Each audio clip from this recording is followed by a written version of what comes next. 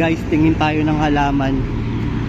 Bilan natin ng gift yung friend ko na hindi naman lumalabas ng bahay, pero alam lahat ng sit-sit plants. Eto.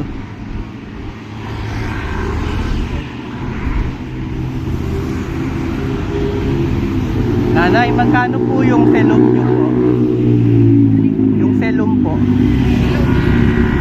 Okay. Ano to yun? Saan nagugyayan? May selum po kayo? Eh, magkano po yung gano'n medyo maliit?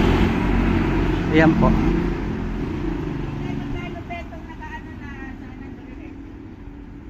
Sana do. Yung maliliit lang po.